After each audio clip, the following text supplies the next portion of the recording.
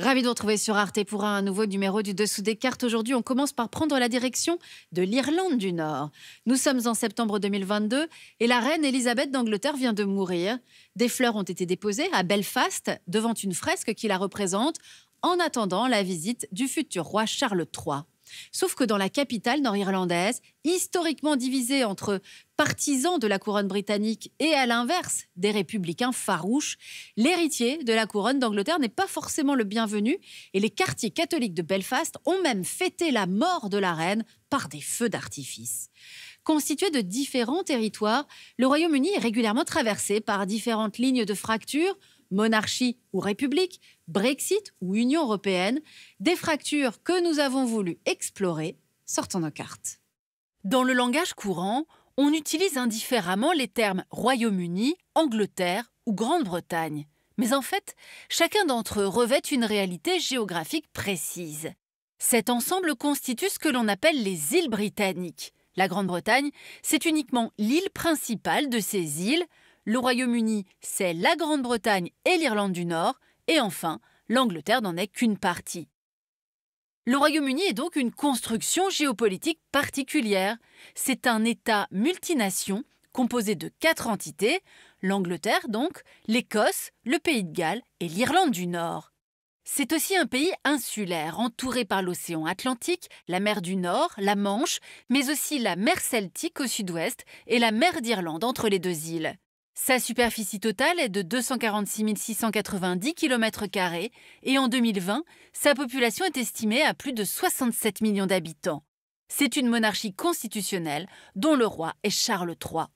La composition du drapeau national à présent, on l'appelle l'Union Jack et il reprend la composition progressive du Royaume-Uni.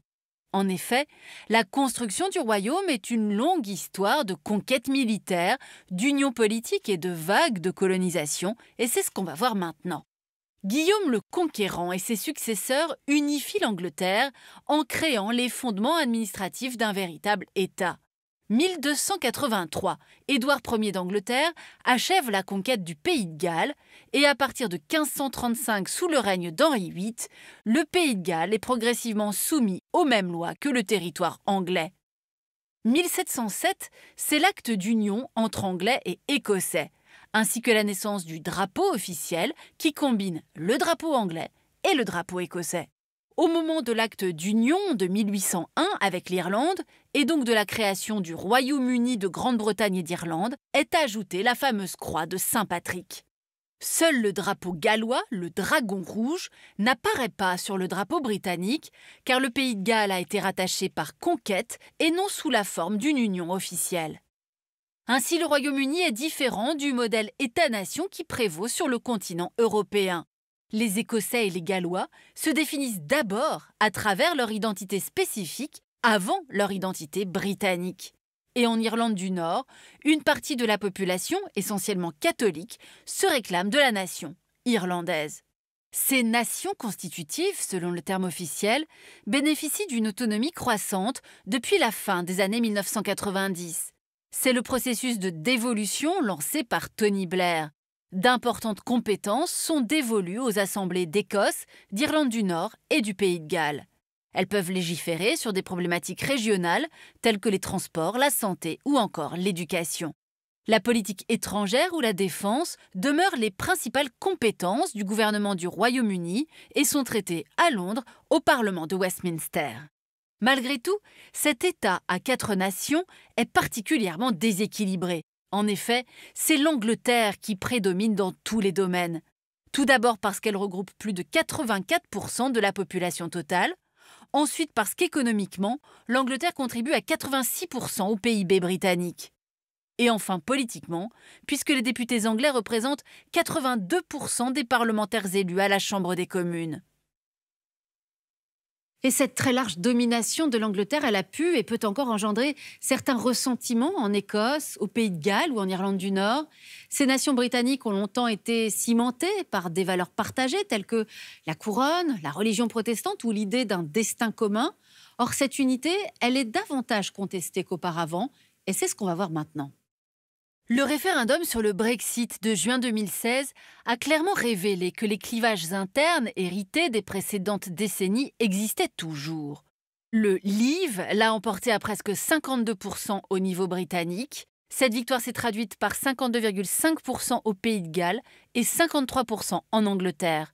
A l'inverse, les Écossais ont voté, eux, à 62% pour le Remain, rester dans l'Europe, et en Irlande du Nord, le vote a été de près de 56% pour le maintien dans l'Union. Alors voyons en détail ce qui concerne ces deux nations, l'Écosse et l'Irlande du Nord. L'Écosse tout d'abord. En 2014, un référendum sur l'indépendance se conclut par une victoire du non à plus de 55%. Les presque 45% de oui ont alors beaucoup surpris, bien au-dessus de ce qui était prévu.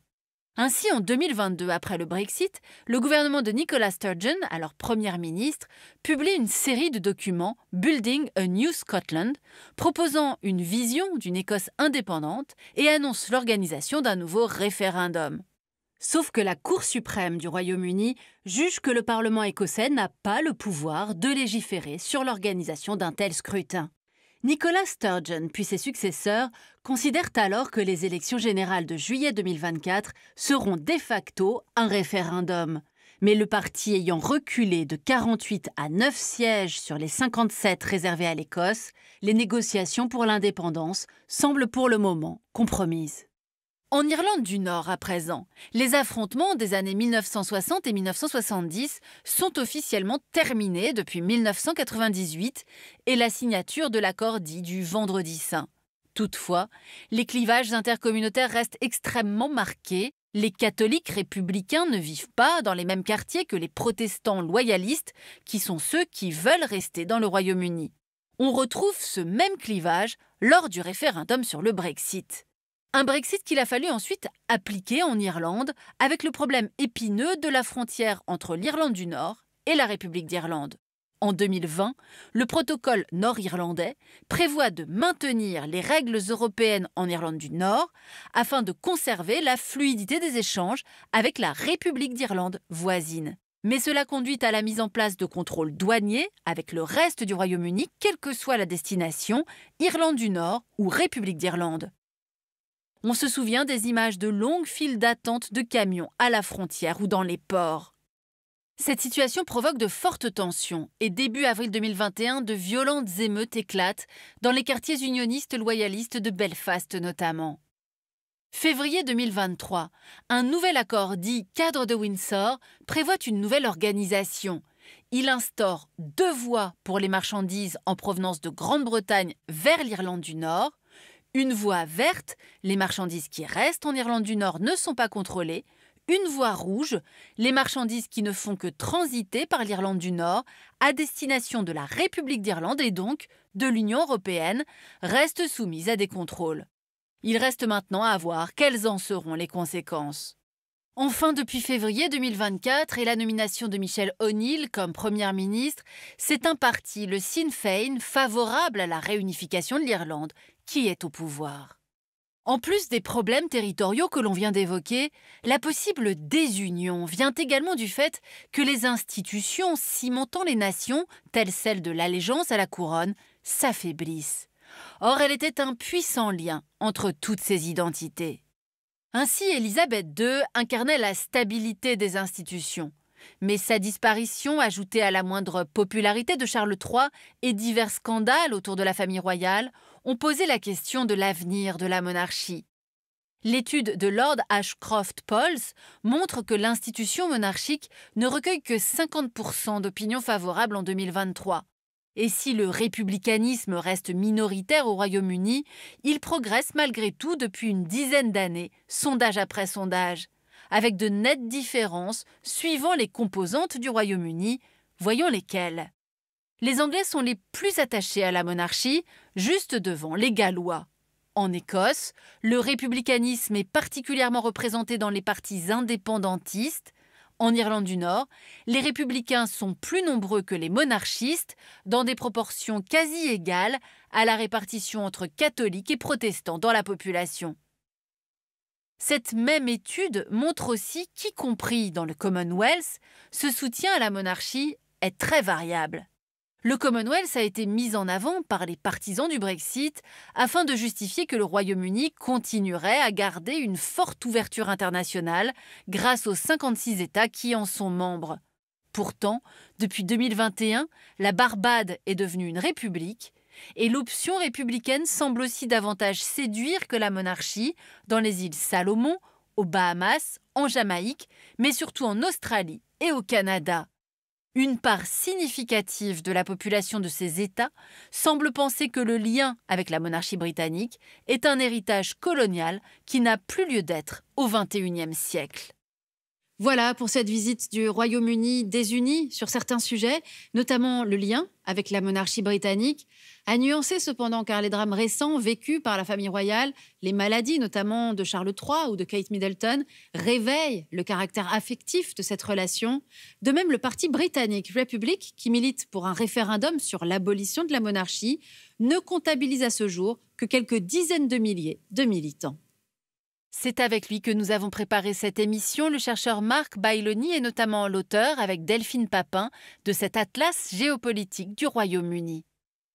Ainsi s'achève ce nouveau numéro du Dessous des cartes. Rendez-vous bien sûr la semaine prochaine, même endroit, même heure. Et d'ici là, n'oubliez pas, arte.tv et nos réseaux sociaux pour retrouver l'ensemble de nos vidéos. Et puis pensez bien sûr à vous abonner à notre newsletter. À bientôt.